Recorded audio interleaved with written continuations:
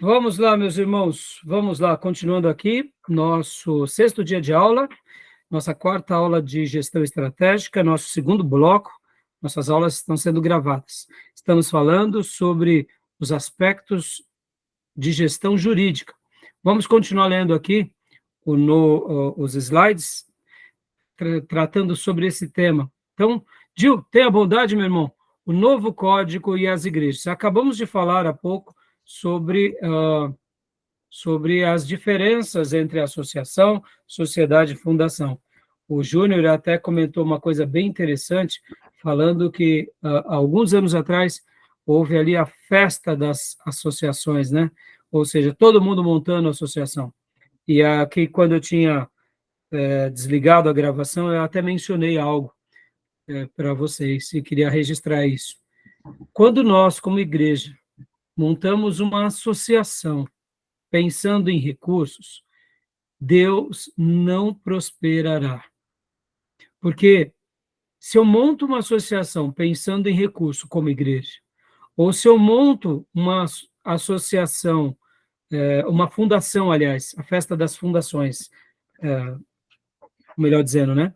Se eu monto uma igreja pensando em recurso, se eu monto uma fundação pensando em recurso, as minhas motivações já são mais do que malignas. É normal que precisemos de recursos. Jesus precisava. Ninguém falou mais de dinheiro do que Jesus. Ou seja, Jesus nos dá as diretrizes e os apóstolos. Toda a Bíblia tem direções claras sobre como gerirmos o dinheiro de Deus. No entanto, quando a gente monta uma fundação pensando no recurso e não nos propósitos, ou uma igreja, nós já estamos muito além daquilo que deveria ser chamado de igreja ou, quem sabe, uma fundação religiosa. Tá bom, meus irmãos? Então, que Deus nos livre desse mal. Na minha opinião, por que essas pessoas não montam sociedade, não montam empresas? É que na empresa, né, irmãos, aí os trâmites são outros. Nos comércios, nos negócios, você tem que honrar, né, com os seus compromissos. E muitas vezes, em nome de uma igreja, ou em nome de uma associação, ou de uma fundação, você consegue deturpar os valores, né? Tá bom? Tudo bem, meus irmãos? É o manto protetivo da filantropia, né? De pagar imposto, de encargos. Não que seja errado uma igreja ter uma associação, uma fundação. Pelo contrário, é muito legítimo, mas que o propósito seja ajudar vidas, construir um mundo melhor, desenvolver famílias, e não a questão do dinheiro, né, Júnior? Se locupletar, né? Então, Dio, leia para nós, por gentileza, o novo Código e as Igrejas, por favor, filhote. Novo Código e as Igrejas. Obrigatoriedade. Então, um pouquinho baixo, Dio, só um segundo. Opa, fala de novo. Novo Código e as Igrejas. Dio, está muito baixinho, não sei por quê. Está para os demais irmãos? Não, tá não. Tá baixo ou tá alto? Bom, pastor. Tá baixo. Então, eu vou pedir para o Gil tirar e pôr de novo o microfone, Gil. E aí, enquanto isso, pastor Johnny, faça as honras para nós, pastor, por favor. Tudo bem? Vamos lá. O novo Código e as Igrejas. Obrigatoriedade da reforma dos estatutos até 10/1/2004. Constar que os membros não participam do patrimônio e que os dízimos, ofertas e doações destinam-se à manutenção geral da instituição. Só uma Deve pausa. constar... Só uma pausa, por favor. Então, o Código Civil antigo, nos estatutos, não havia a necessidade de ter esse item. Mas, a partir do novo Código Civil, aí foi sugerido essa inclusão, né, Júnior? Uhum. E por quê, irmãos?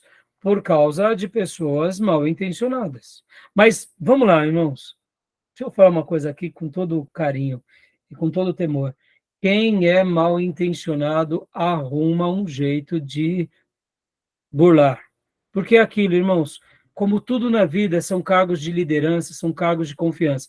Se uma pessoa vai comprar pão na padaria e o rapaz lá que está vendendo pãozinho é amigo, dá uma piscada, ele põe mais 5 pãezinhos na sacola, ele pesa de forma injusta. Ou seja, quando a pessoa tem más intenções, é do pãozinho, é do dízimo, é da empresa, ele vai fazer, ele arruma um jeito, está na pessoa, né? Agora, querendo ou não, essas diretrizes dificultam para que alguns, né, façam. E, querendo ou não, isso ajuda, tá bom?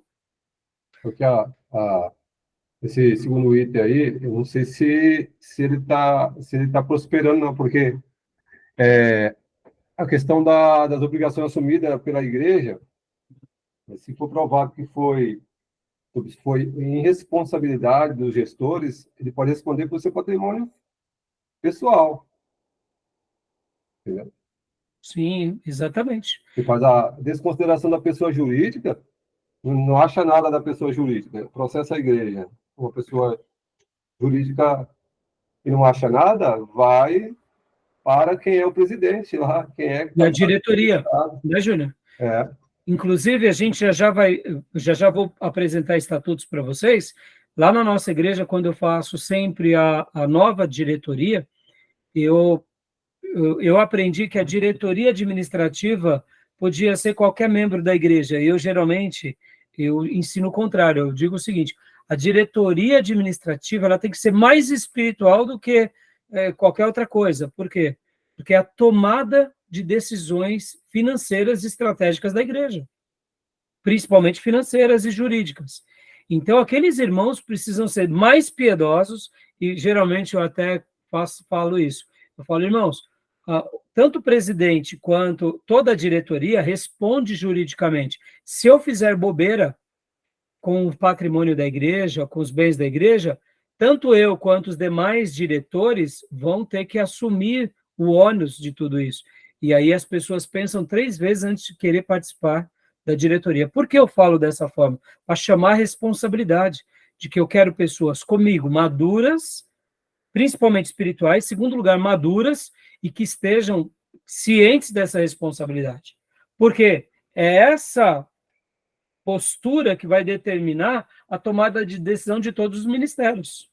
Então, é claro, como eu disse para vocês, a igreja ela é espiritual, por isso que eu priorizo a espiritualidade, depois as técnicas. Então, eu chamo pessoas muito maduras e responsáveis para estar comigo na diretoria, por causa desse segundo item. Lê para nós, Johnny, porque o Júnior acabou de dizer, em outras palavras, o quê? Que quando um gestor de uma igreja, o diretor, o presidente ou o tesoureiro faz dívida e a igreja se enrola financeiramente na sua pessoa jurídica e ali entra em execução e a igreja não tem caixa, não tem patrimônio, etc. e tal, e aí vai ser cobrado de quem? Do presidente, do vice-presidente, dos secretários, do tesoureiro. Ou seja, é assim mesmo. Eu não sei se realmente na prática está sendo executado isso, mas eu creio que sim, viu, Júnior? Pelo menos eu deduzo, né? A trabalhista, isso aí deve ser um prato cheio. Como que é? O trabalhista é um prato cheio. Porque o juiz pode desconsiderar a pessoa jurídica e vai para cima dos responsáveis pela gestão daquele período, né? Sim, sim. Então, pastor Johnny, por favor, leia para nós o segundo em diante, por gentileza. Joia. Deve constar que os membros não têm responsabilidade pelas obrigações assumidas pela igreja, resguardando o patrimônio pessoal dos membros. Dos membros, não da parte gestora. Da direção. A igreja não responde por obrigações contraídas pelos membros. E o oposto é verdade também. Se o membro assume uma dívida e fala, mas eu sou daquela igreja, porque, irmãos, tem pessoas mal intencionadas em todo lugar, né? Continuando, então, aqui. Agora entramos dentro do estatuto, parte mais técnica, né? Então, pode ler para nós, pastor Johnny, por favor? A Constituição da igreja, né? Isso. Aspectos da gestão jurídica. documento escrito, registrado em cartório, que contém os princípios ou normas pelos quais a igreja se governa ou regula seus atos. De acordo com o novo Código e Estatuto das Associações, deve conter a denominação, os fins e a sede da associação, os requisitos para admissão, demissão e exclusão de associados, os direitos e deveres dos associados, as fontes de recursos para sua manutenção, o modo de constituição e funcionamento dos órgãos deliberativos e administrativos, as condições para alteração das disposições estatutárias. Joia. Então, olha só para aqui, entender aqui, pastor, quando fala de Ah. associação ou associados, a gente está falando literalmente dos membros? Aqui a associação seria a igreja, né? A Igreja. igreja local. Não, os associados ali que eles mencionam. Ah, tá. Aonde aqui? Os direitos e deveres dos associados. O terceiro item aqui depois. Isso. Mostrando, assim, por exemplo, o que compete, está falando sobre os membros. Membros, né? O que compete aos membros? Quais são os deveres e os direitos dos membros? Então, por exemplo, no estatuto, eu vou até abrir agora aqui para vocês, irmãos, o nosso estatuto da nossa igreja. Na fundação da igreja tinha um estatuto, aí depois reformulamos, segundo o novo Código Civil, e aí esse estatuto que até hoje nós mantemos, né? Deixa eu mostrar aqui para vocês. Inclusive, eu vou estar compartilhando para vocês no nosso grupo de WhatsApp, tá bom? Para vocês terem uma noção. Então, aqui, olha só, esse é o estatuto que nós fizemos, né? Esse daqui é o antigo logo, Igreja Batista Missionária em Ferraz de Vasconcelos. Eu fiz esse pedido em 2010, e aí fizemos aqui, geralmente, quando você entra no cartório, você faz um pedido para o cartório, né? Então, aqui todo o material que vai para o cartório. Aqui a ata solicitando o novo estatuto, né? Essa é já vou explicar melhor para os irmãos sobre a ata. E aí, logo aqui na sequência, vem o quê? O estatuto em si, ó.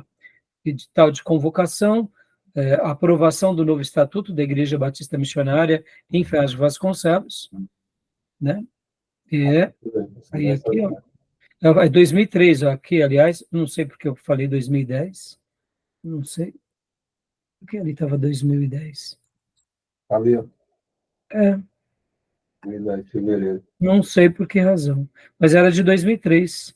Ah, tá, é que nós criamos em 2003 e registramos, eu acho que 2010. Eu não lembro bem, eu não recordo agora os detalhes. Às vezes faz o estatuto antes, depois é que vai para a Assembleia Extraordinária. Isso, exatamente, nós criamos, né? E aqui é a lista de presença, dos irmãos presentes, né? Todos assinados. Extraordinário. Né? Aí aqui vem o estatuto, esse novo estatuto, depois eu passo para vocês, tá bom? Os modelos dos estatutos atuais, né, Júnior, eles seguem praticamente quase que um padrão. Quase que um padrão. Muda uma coisa, muda outra, né? E então, aqui vem, né, os capítulos mostrando todas as diretrizes da igreja, como que se funciona, no caso, Batista Assembleia, uma Assembleia Geral, uma Assembleia Ordinária, uma Assembleia Extraordinária, o que se trata em cada Assembleia.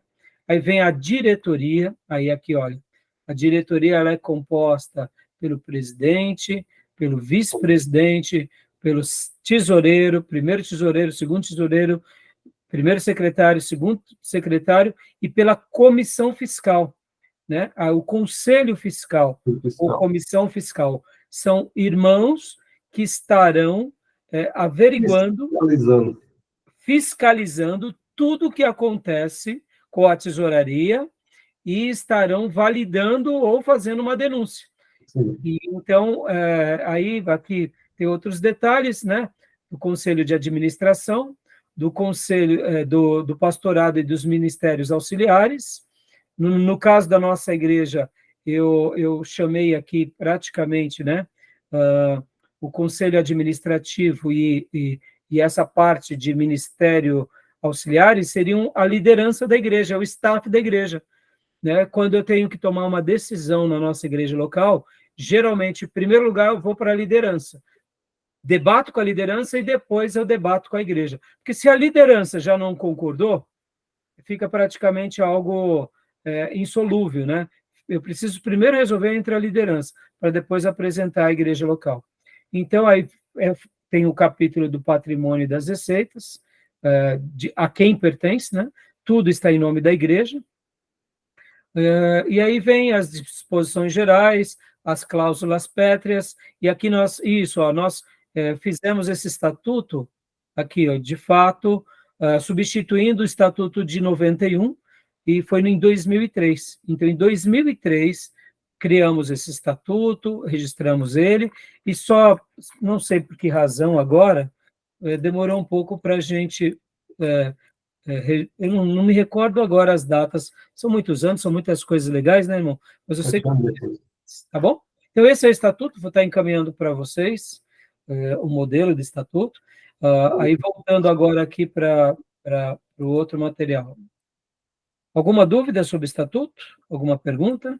Júnior, quer fazer alguma observação? Não, porque o estatuto eu já até confeccionei um no passado. Eu elaborei um estatuto e até registrei na igreja. Eu peguei como modelo um outro, né, e fiz algumas alterações, né? Então, irmãos, deixa eu explicar aqui uma coisa interessante. O estatuto, ele é literalmente, ele é a constituição da igreja.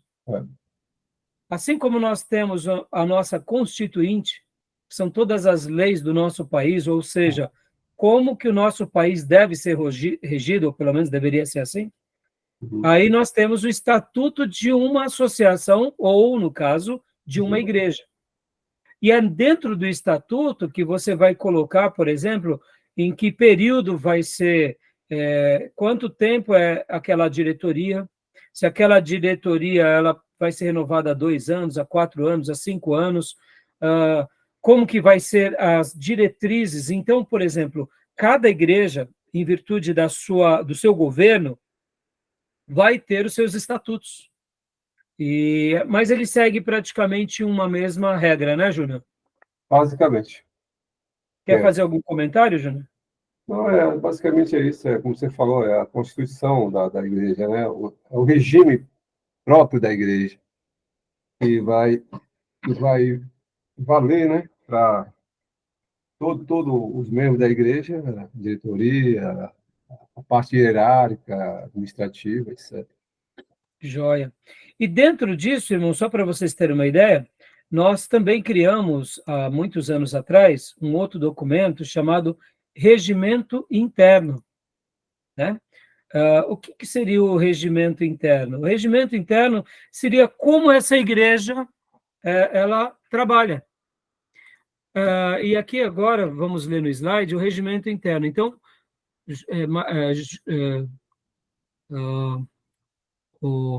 Gil, será que o fone seu está funcionando agora? Pastor, eu reiniciei aqui, entrei de novo na sala, não sei se está bom. Está ótimo agora ficou perfeito. É isso aí. Tecnologia é assim, não funcionou, não insiste, desliga e liga de novo, né? Posso ler, sim. Pode ler, então. Agora, falando sobre o regime... Ficou claro, então, sobre o estatuto, irmãos? Alguma dúvida? Alguma Queria pergunta? só fazer uma pergunta, pastor. Claro. Sobre, no estatuto, eventualmente, ali também tem a prestação de contas, né? De algum modo, deve ter alguma observação nesse sentido. Quando uma igreja, eventualmente uma igreja pequena, toma uma proporção maior, torna-se uma igreja maior, eventualmente o estatuto está ali para resguardar, e está claro, né? Tanto a diretoria quanto a própria membresia. Sim. Partindo da premissa que a igreja cresceu, e na prestação de contas, eventualmente a gente começa a perceber que a igreja começa a adquirir patrimônios. E aí, depois de muito tempo, parte do patrimônio da igreja vai para uma liderança. Isso, para acontecer, eventualmente, precisa da aprovação da própria membresia e da diretoria, eu acredito, né?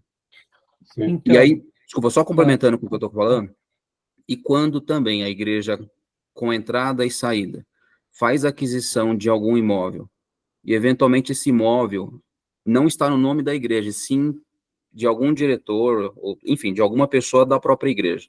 Mas Certo. todo o recurso para aquisição daquele imóvel veio da igreja, eu acredito que isso aí estão burlando de algum modo, mas como é que a membresia, nesse caso, pode se comportar para poder buscar a correção disso? Joia, muito boa a sua pergunta, ela é muito oportuna, porque enquanto o pastor estava em trânsito, né, eu acredito que, eu não sei se você conseguiu ouvir toda a nossa primeira aula, mas eu falava que a igreja ela é espiritual, e Sim, que ela depois tem uma alma local, ou seja, ela acaba sendo consolidada no endereço, ela tem uma identidade local, que essa identidade local se expressa por meio das suas aquisições, em primeiro lugar, por meio das pessoas, por meio das aquisições e por meio de tudo que eles vão fazer naquele contexto e naquela época. E aí o que acontece? Olha só que interessante. E aí onde eu disse, né, que no primeiro bloco, que essa igreja espiritual com essa igreja física, quando elas conseguem trabalhar em harmonia, sempre dando destaque para o que importa, o reino de Deus vai ter muito impacto. Por quê? Porque tudo que está sendo feito está sendo validado por meios da lei, por meios de testemunhos, por meio de documentos, de que aquela igreja é idônea. Ela realmente faz algo para Deus e para o reino e para aquele colegiado, mostrando que existem as pessoas que realmente cuidam da igreja, que devem ser assistidas com um bom salário, sendo amparadas como líderes de fato que amamos, mas quando começas esse tipo de coisa, e ali coloca-se um terreno no nome de um pastor, ou de um obreiro, da liderança, porque é uma coisa que foi como doação, ou utiliza o recurso da igreja, ou seja, aqui cria-se um imbróglio. Isso daqui é um grande problema. Por que é um problema? Porque para minimizar esse problema, essa igreja deve, então, trazer a todos os membros o motivo pelo qual foi feito como foi. Por quê, irmãos? Porque aqueles recursos... Vamos agora... Bom, não importa o que eu acho. O que eu acho é muito relativo. Cada cabeça uma sentença. Mas vamos ver o que as Escrituras nos ensinam. Quando Pedro estava na porta chamada Formosa e o mendigo, o paralítico veio a ele e pediu ali moedas, o que Pedro disse? Eu não tenho ouro nem prata, mas o que eu tenho, em nome do Senhor, levanta e anda. Né? Ele ali deu uma palavra àquele mendigo, mas ele disse uma frase muito curiosa, eu não tenho. Ora, se nós formos ler o livro de Atos, muitas pessoas entregavam tudo aos pés dos apóstolos e Pedro era o gestor de tudo, espiritualmente, e o gestor das finanças. Ora, dizer que não tinha é um absurdo, porque nós vemos logo em Atos 2 que eles dedicam muitos recursos, e é muita quantidade, são muitas pessoas, ou seja, Pedro tinha, mas Pedro tinha ou não tinha? Então Pedro mentiu? Não, Pedro não tinha mesmo, porque o que ele tinha era de Cristo, era da igreja, e Pedro separava as finanças dele pessoais das finanças dele da igreja.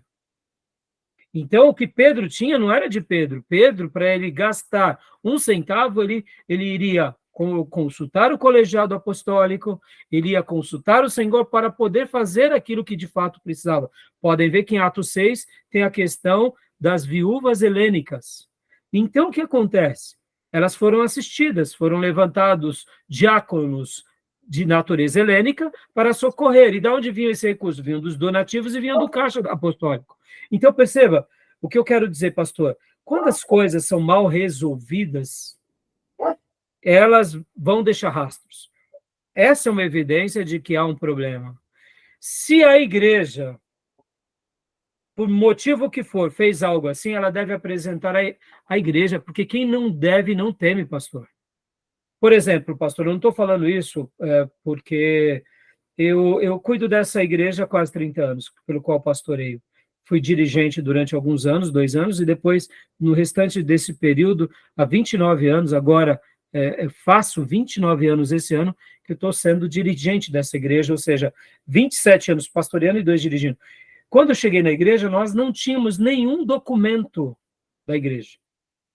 O único documento que eu tive foi um livro de tesouraria que os irmãos dali da tesouraria me deram. O que mais? Não tínhamos ata, não tínhamos... Eu fui atrás do pastor, que era o fundador da igreja, ele falou, pastor, o Raimundo, na época não era pastor, foi tudo perdido. Eu falei, pastor, perdeu tudo, perdemos tudo. Eu não quis ficar julgando o pastor, nem as pessoas, e eu falei assim, mas tudo bem, e o documento que prova que aquele terreno é da igreja? Ele falou, olha, a única coisa que eu deixei que fulano de tal é uma folhinha. Irmão, sem brincadeira, eu tinha naqueles dias uma folha, batido a máquina de datilografia, do compromisso de compra e venda do terreno, assinado por um tal de João Batista. E eu tinha ainda a via de Xerox. Eu olhei e falei, meu Deus, e não tinha nem o registro em cartório. A autenticação de que o João Batista era o João Batista.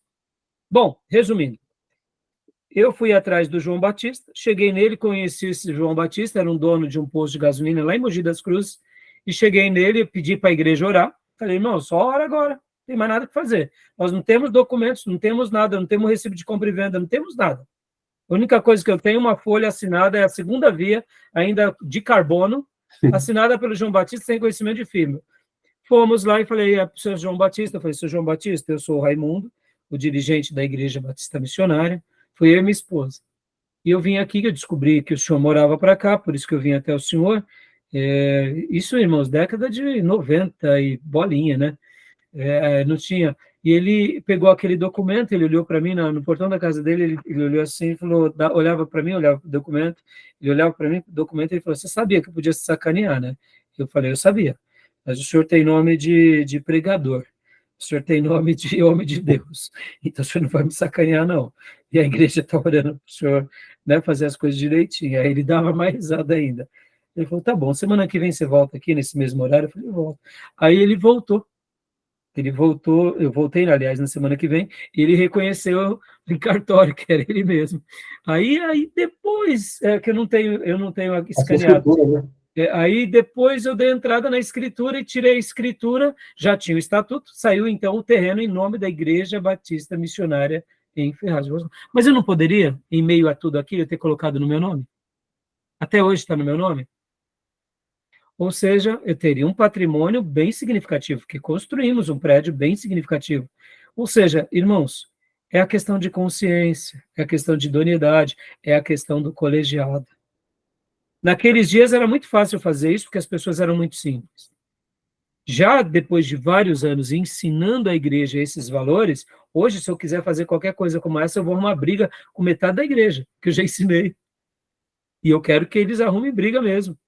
Então, por que eu estou falando tudo isso para os irmãos? Porque tudo que a gente compra, nós temos o nosso CNPJ, nós temos a nossa conta jurídica. Podem ver que qualquer depósito financeiro não cai em nome do pastor, cai em nome da igreja.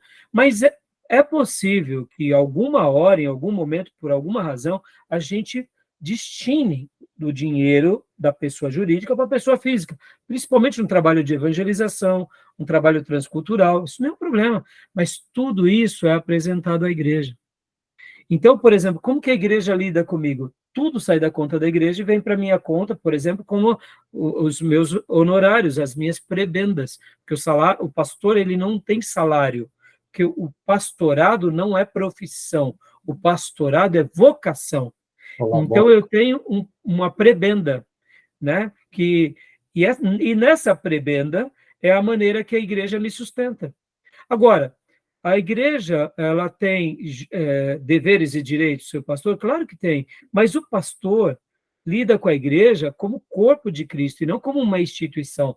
Porque, irmãos, percebam, a linha é muito tênue. Então, muitas vezes, o pastor, por ele estar insatisfeito com aquele grupo, ele vai lá e move uma ação contra a igreja. Então, perceba que as coisas já vão ficando mal resolvidas e o pastorado já começa a ficar dividido. Por isso que eu quero dizer que, se realmente a igreja deve alguma coisa ao pastor, porque pode acontecer de algumas igrejas não pagarem as prebendas pastorais e o pastor ter que até se dispor de vender coisas dele e depois a igreja ressarcir. Mas tudo isso deve ser feito com o quê? Com a palavra que é, para mim, uma palavra-chave, é transparência. quando você faz tudo com transparência, você cala a boca do diabo e cala a boca dos faladores. Agora, no momento que eu não faço com transparência, é porque eu já estou fazendo alguma coisa questionável. E, irmão, entrou em questões questionáveis, é a índole do pastor, é a índole da igreja, é a índole dos dirigentes que vai ser sempre colocado em xeque. Por quê? Porque faltou transparência. Aí talvez alguns alunos ou pastores vão dizer, mas eu não gosto de prestar conta para a igreja. Então não seja pastor de uma igreja, vai ser empresário. É bem simples assim. Por quê? Porque eu estou trabalhando numa associação que, para começo de conversa, ela não é minha, ela é de Cristo. Eu não tenho uma igreja, eu cuido de uma igreja. Aqueles recursos não são meus, são de Cristo. Logo, eu preciso prestar conta. Eu não é uma questão de dever. Quando você falou, pastor, há pouco, no estatuto, e ainda mais de acordo com o novo Código Civil, a igreja ela tem que prestar conta, a associação tem que prestar conta, a ONG, seja ela qual for, ou a fundação tem que prestar conta. Mas se a prestação de conta é no somebody love, meu irmão, pula fora porque tem coisa errada. Entendeu? Então, não sei se eu te respondi, pastor, mas eu, particularmente, não quero participar de nenhuma igreja que não tenha uma prestação de conta com transparência. Para mim, essas igrejas não servem. Falo aqui em alto e bom som, sem medo. Não seria de uma igreja assim. Por quê? Porque eu, ainda mais como um pastor, e se pressuponho que onde eu quero que eu esteja, eu estarei pastoreando. Se eu não for pastor titular, eu vou ser um pastor auxiliar. Se eu não for um pastor auxiliar, eu vou ser alguém envolvido em alguma administração e alguma liderança. Eu não vou compactuar com coisas que não têm uma transparência. Porque pense assim, olha, nós estamos aqui na nossa classe. Vamos lá. Vocês têm aí a participação de vocês financeira. Podem ver. Vocês investem na vida acadêmica de vocês. Ora, se eu não desse uma boa aula, não adianta eu falar que vocês estão em débito comigo. Mas podem ver, uma das menos coisas que nós fazemos aqui é o quê? É cobrar vocês. Por quê? Porque eu espero estar dando uma excelente aula e você está dando não só uma mensalidade, mas vocês estarem fazendo um investimento na vida de vocês. Porque, sobretudo, irmãos, como eu já disse para vocês, podem ver, nosso seminário, desde quando fundamos, nós não estamos aqui para capitalizar, nós estamos aqui para formar obreiros. Quantos? Todos que Deus me enviar. De 1 a 500. Agora, eu vou lidar com muita clareza. Podem ver que os depósitos de vocês vai para onde? Vai para a minha conta? Não, vai para a conta da igreja. Quando em espécie, por exemplo, a professora Aparecida e depois o professor Fabiano, que nos ajudou na contabilidade, ele o quê? Depositava na conta da igreja, o seminário presta conta à igreja. Agora, nesse novo formato, com Pix e tudo, até facilitou. Vai ter um dia, talvez, espero em Deus, que tenhamos a conta só do seminário, por causa de uma questão de facilidade contábil. Mas enquanto dá para a gente administrar, meus irmãos, então, assim, eu não sei se eu respondi, pastor. Foi claro? Foi sim. Tudo bem? Mais alguma pergunta, irmãos? No caso do Edith, obrigações. Aí, no caso do Dito, tem que levar o assunto para a Assembleia.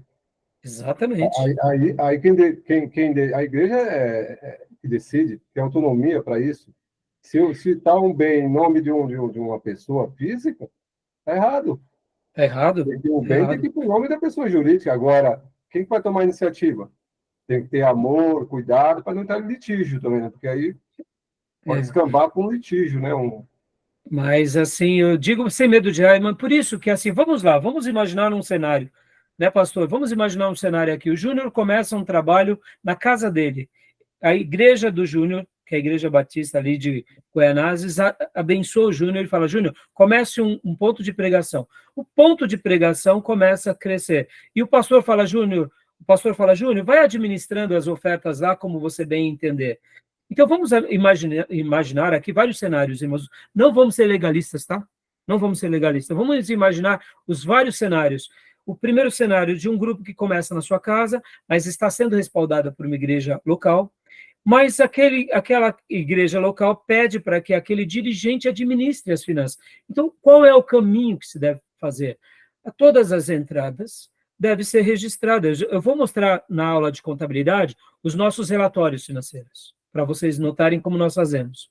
Hoje, com o advento da tecnologia, facilitou demais, irmãos, porque nós temos já essa questão das contas jurídicas, contas digitais. Mas vamos supor que ainda não tenhamos um estatuto, ainda não tenhamos essa estrutura mais organizada. Não tem problema. A igreja se reúne, um irmão é escolhido para poder, então, representar a igreja juridicamente, ele abre uma conta, todos os recursos da igreja são depositados naquela conta, ele mensalmente imprime os relatórios, juntamente com os demais tesoureiros e irmãos da comissão fiscal.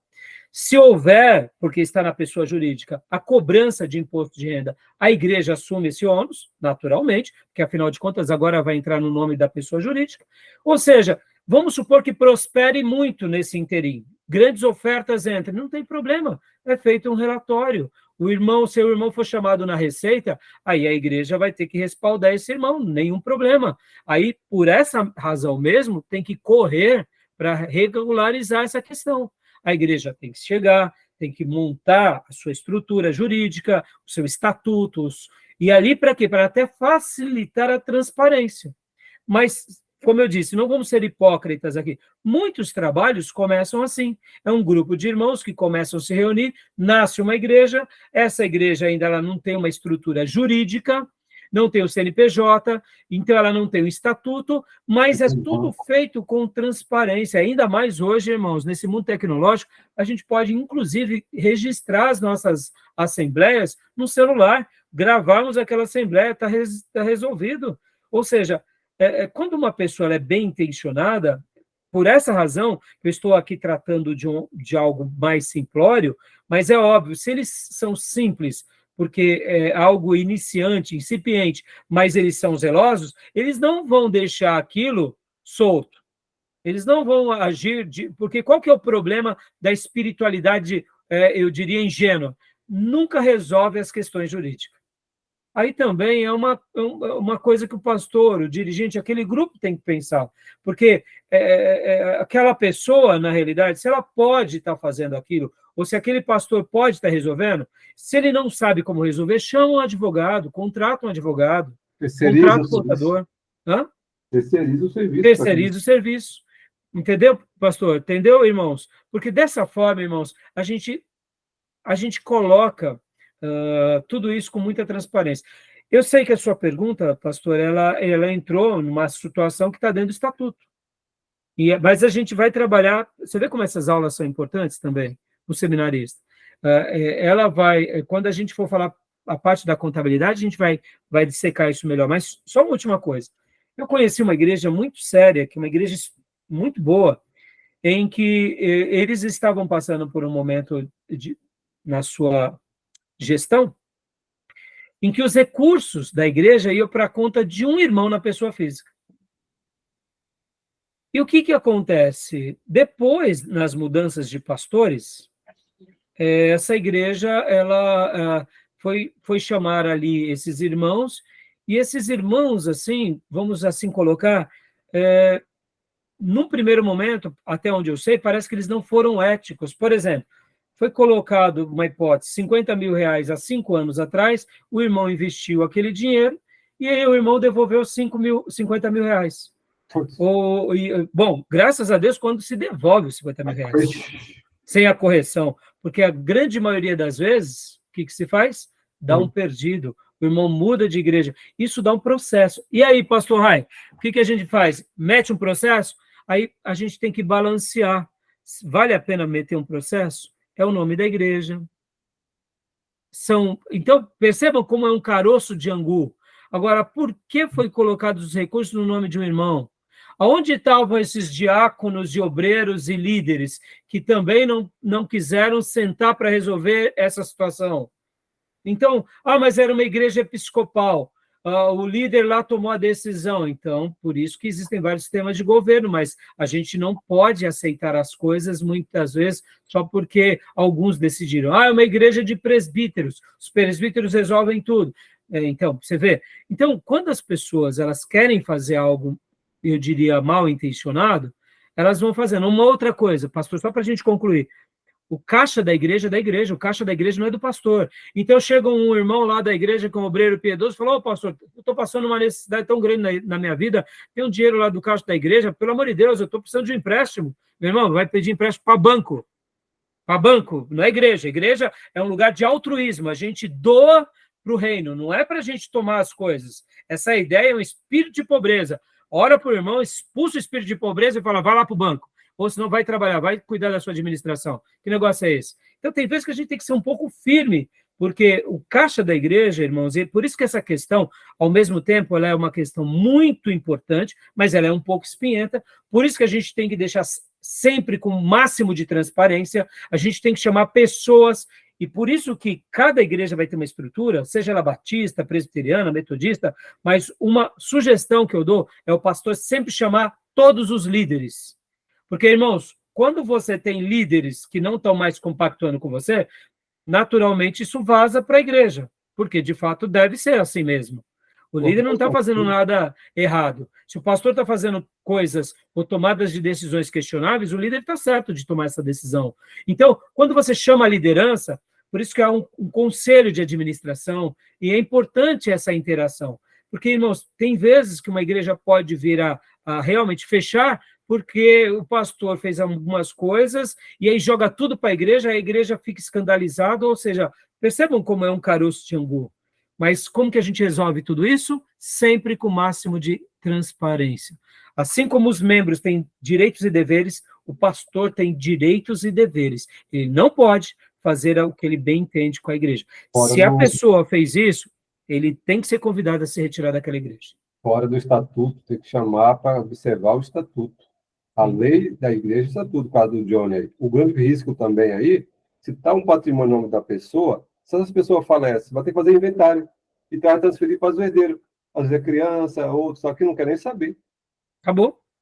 Por isso que eu digo, qual é o motivo de ter colocado? A igreja se enrolou no passado, o CNPJ dela se enrolou, foi algo ilegítimo, foi um processo ilegítimo, espera resolver aquilo. Então, você percebe, faz as coisas com clareza. Pastor Johnny, guardem isso, ó. A transparência cala a boca do diabo. Passa. Não é ser ingênuo. Você não precisa falar de tudo que acontece na administração de uma igreja para todos. Você não precisa falar. Não há necessidade. Porque nem todo mundo vai ter a mesma maturidade.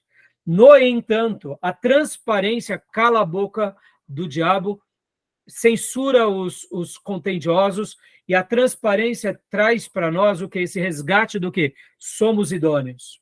Agora, é claro, tem pastores que não sabem fazer isso muito bem, deixam na mão de 2, 3, e por isso que essa é uma demanda muito complicada, que muitas vezes pastores não pedem ajuda, mas deveriam pedir. E aqui, irmãos, olha só como é interessante. Tem pequenas igrejas que têm um nome brilhante, e tem grandes igrejas que, quando você vai ver, meus irmãos, sai cada caveira do armário, que, irmãos, pelo amor de Deus, por isso que a gente tem que tomar cuidado aonde a gente está, com quem a gente caminha, quem são os nossos referenciais, quem são as pessoas que a gente vai aprender junto, quem a gente vai chamar para nos orientar, porque, de repente, é que nem o Júnior é um advogado. A gente tem que puxar um pouco, saber quem são essas pessoas que cuidam da nossa alma, porque muitas vezes por fora é bela viola, e por dentro é pão bolorento e defunto nos armários. Às vezes, como você falou, né, precisa de uma consultoria jurídica, porque num caso desse aí, passa patrimônio para fulano, mas faz um contrato de compra e venda e deixa pronto lá. Se ele falecer qualquer coisa, está o contrato lá. Aí, ó. Aí, tá... aí na aula aqui, ó. Na aula de seminário, tem uma resposta. Contrato. Deixa o contrato feito. Tá lá pronto, o nome da igreja. Você vê, irmãos, agora, quando uma pessoa é mal intencionada, ela sempre vai dar um jeito de capitalizar, meus irmãos. Guardem isso, meus irmãos. O reino de Deus, quando ele é feito com motivações que Deus não se agrada, naufraga. Ó, vou pegar uma direita aqui por 2 minutos, já vou voltar. Vamos lá, Filipenses. Vamos lá, Filipenses. Está dentro da pauta da aula. Já deu a hora. Já deu? Não, faltou 8 minutos. cronometrei. Filipenses. Vamos lá, rapidinho, Filipenses. Quero ler um texto aqui. Filipenses 2, do 19 ao 24. Quem achou pode ler para nós.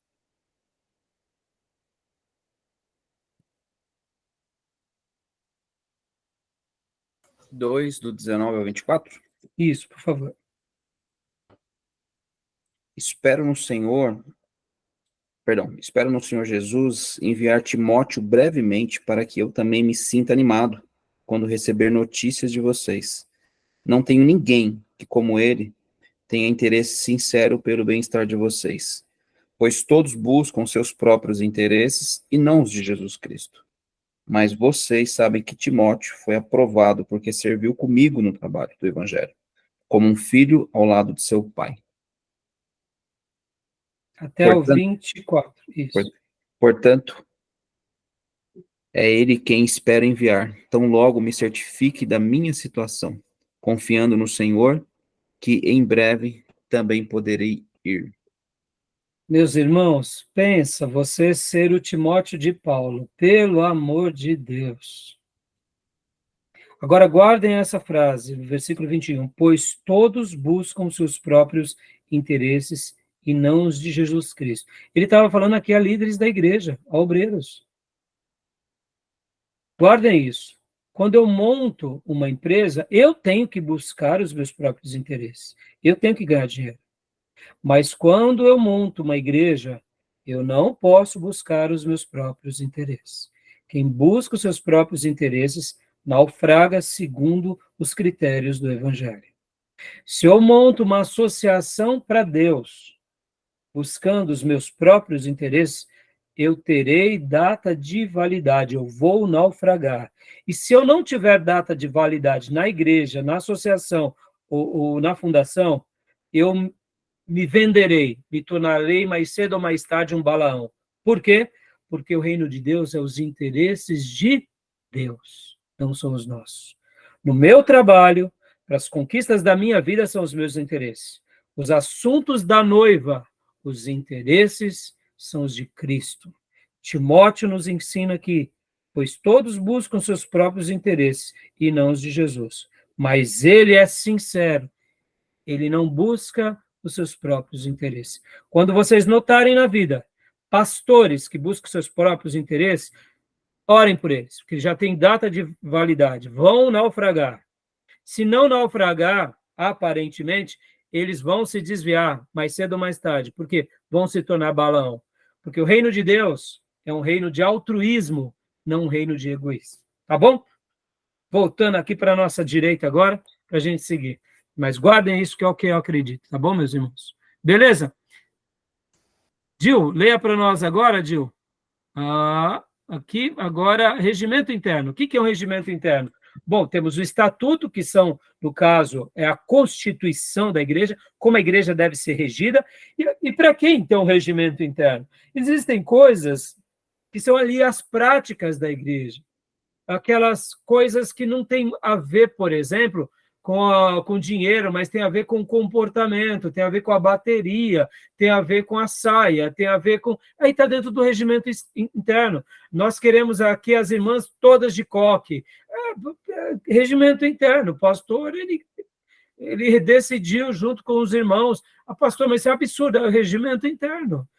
São pessoas, ali é um grupo de pessoas que eles têm ali os seus critérios, eles querem que toque uma música no prelúdio e uma no pós-lúdio, prelúdio e no pós-lúdio, faz parte, é o regimento interno, mas isso é besteira para uns, para outros é importante. Então, né, leia para nós, Gil, por favor, rapidamente, para a gente estar encerrando esse modo. Ok. Regimento interno. Lei adjetiva com validade jurídica com o estatuto. Aonde você está? Regimento interno. Ué? Ah, tá, você já estava aqui. Ah, tá. A primeira frase você já leu? Essa Não, daqui? não li, não. Então pode ler. Peraí. Eita. Pulei, foi o contrário. Aqui. Documento. Aspectos de gestão jurídica.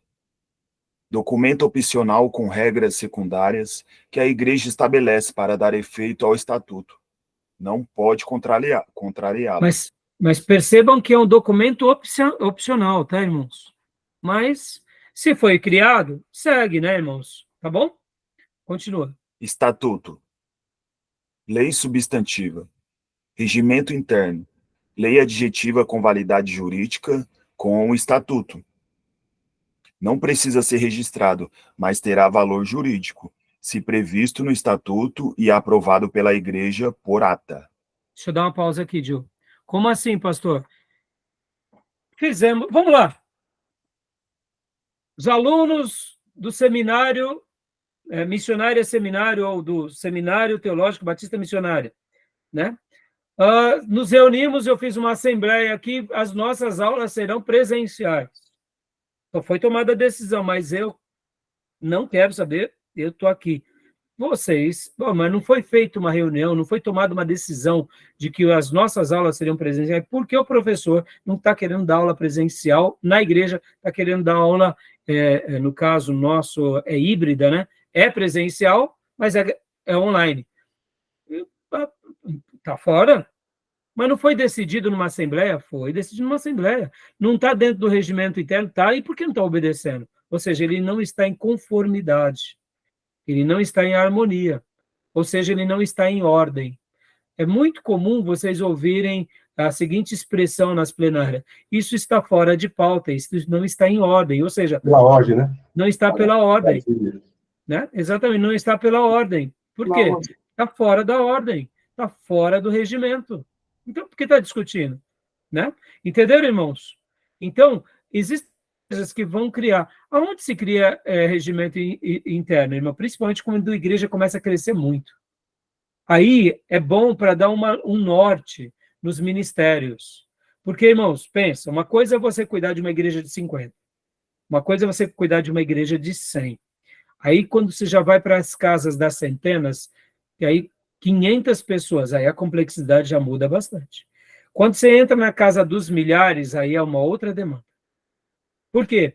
Porque as escolas bíblicas terão centenas de pessoas, pequenos grupos terão centenas de pessoas, ou seja, os cultos das mulheres serão muitas, ou seja, há uma dinâmica muito mais complicada. Se é uma igreja onde o sistema de governo é mais episcopal, é mais fácil de se trabalhar. Mas se é uma igreja mais democrática, que as pessoas se sentem mais à vontade, elas têm mais participação, se você não tem um regimento interno, você não dá um direcionamento. Imagina numa igreja batista que tem 5.000 pessoas e ali, naquela nova gestão, 2 pessoas assumem a liderança dos jovens e são 2 jovens bem atribulados.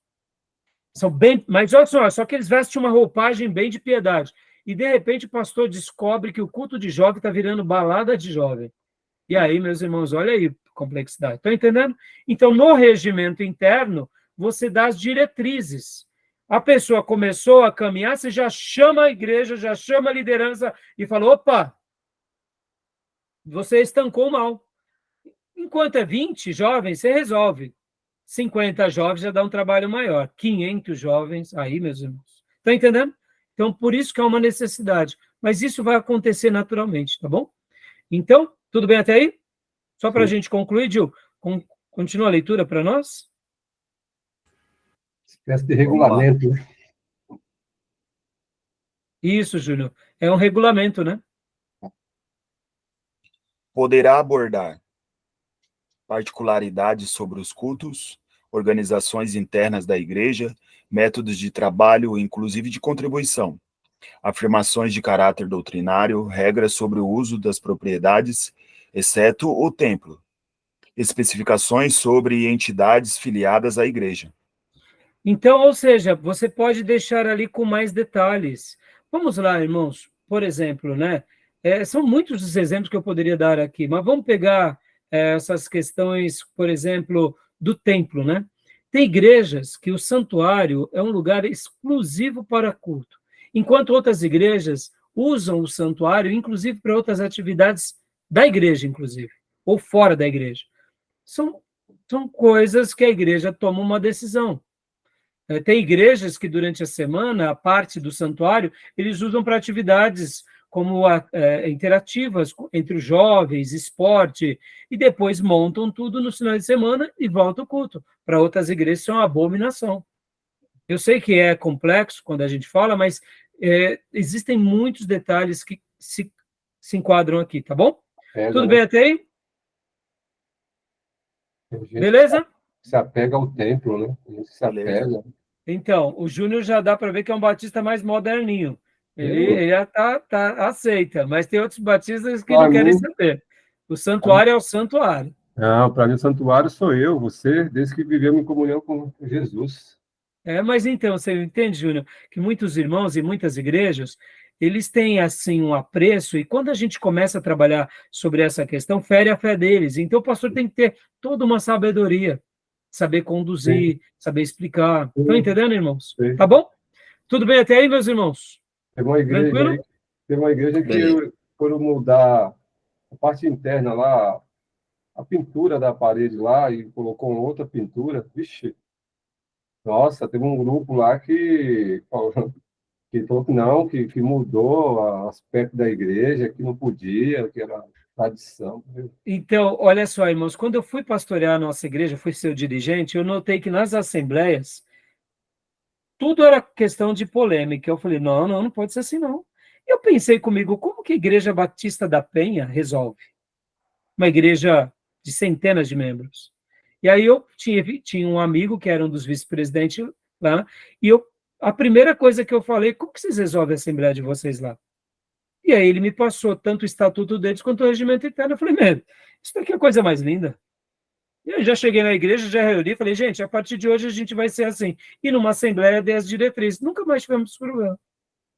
Porque no dia que eu, como um dirigente, deixava as pessoas falarem o que bem entendiam, meus irmãos, até o cestinho de lixo dava discussão. Mas, olha, graças a Deus, nunca mais eu tive um problema na Assembleia. Tive um grande problema no ano de 2006, mas depois desse episódio, nunca mais. Graças a Deus, sempre... Por quê? Porque eu tenho um formato que eu sigo praticamente conduzindo a igreja, preparando a igreja para cada tomada de decisão. E a igreja pode tomar ou não a decisão. Mas você, dando as educações corretas, mesmo como batista, você minimiza os processos. Batista é muita polêmica. Então, e ainda mais os pastores batistas gostam de levantar a bandeira da democracia, mas eles acabam levantando a bandeira da democracia mais no nível político. E só que de trás dos bastidores eles ficam trabalhando também, aí dá aquelas celeumas. Meus irmãos, tudo é fácil de se resolver se a gente tiver o quê? Critérios. Claro que eu estou falando fácil num contexto de igrejas menores. Por isso que nas igrejas maiores temos os regimentos internos, é bem simples. Porque você cria diretrizes, você cria metas, você cria planejamentos. Tá bom, pastor, e numa igreja de bispo, de origem episcopal, você tem a liderança. Essa liderança se reúne e passa para os demais. Tá bom, meus irmãos? Tudo bem até aí?